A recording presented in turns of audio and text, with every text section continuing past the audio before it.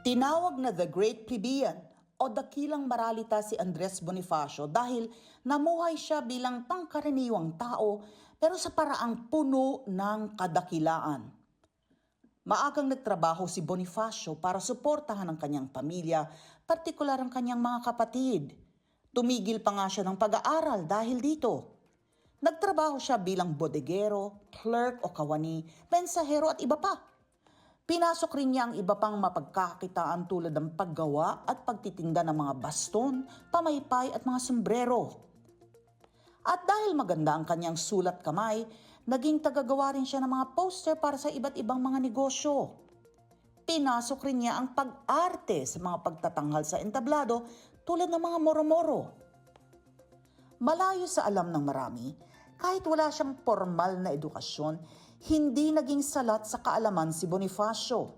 Mahilig kasi siya sa mga babasahin tulad ng mga libro tungkol sa mga batas, mga talambuhay ng mga pangulo ng Estados Unidos, at maging ng mga nobela tulad ng Les Miserables ni Victor Hugo at ang Noli Me Tangere at El Filibusterismo ni Jose Rizal. Sa kanyang pagbabasa, natuto si Bonifacio na umintindi at makapagsalita ng Ingles at Espanyol. At dahil sa kanyang likas na katalinuhan at karakter, hindi nakapagtataka na siya ay naging isang revolusyonaryo.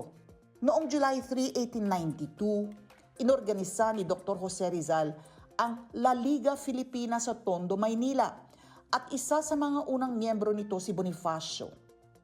Mabilis na nakita ng mga Kastila bilang banta ang organisasyon, kaya naman noong July 6, 1892, ipinaaresto nila si Rizal at napagdesisyonang ipadala sa dapitan sa Mindanao. July 7, 1892, isang araw matapos maaresto si Rizal, binuo ni Bonifacio at ng iba pang revolusyonaryo ang kataas-taasang kagalang-galangan na katipunan ng mga anak ng bayan o ang Katipunan. Sa loob ng susunod na 4 na taon at habang nasa dapitan si Rizal, napalaki ni Bonifacio ang Katipunan bilang isang revolusyonaryong samahan. Pagsapit ng 1896, libo-libo na ang mga miyembro nito. June 1896, nagdesisyon ang Katipunan na ipaalam kay Rizal ang plano nilang magsimula ng revolusyon.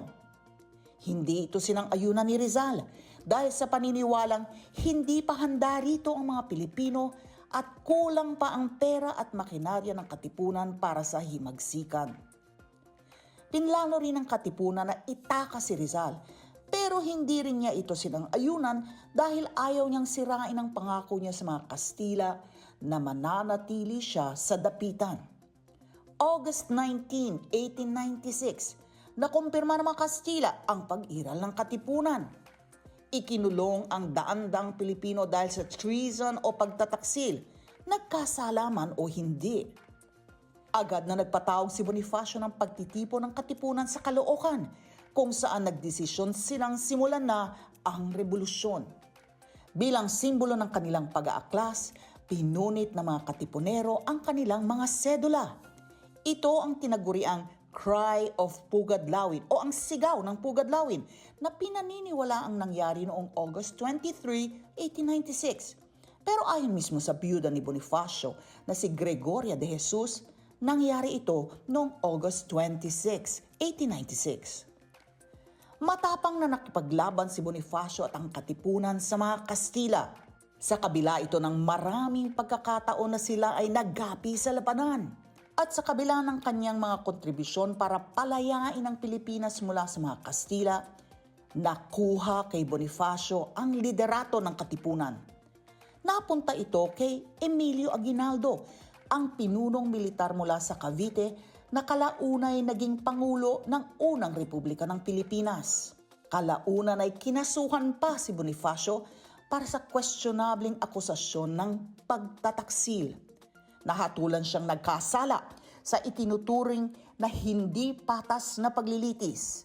Noong May 10, 1897, sa edad na 33 taong gulang, pinatay si Andres Bonifacio sa Maragondon, Cavite. Kasama niyang pinatay ang kapatid niyang si Procopio. Sa paggulong ng kasaysayan, tinawag rin si Bonifacio bilang supremo ng katipunan, Father of the Philippine Revolution o Ama ng Rebolusyon, at maging pinakaunang Pangulo ng Malayang Pilipinas.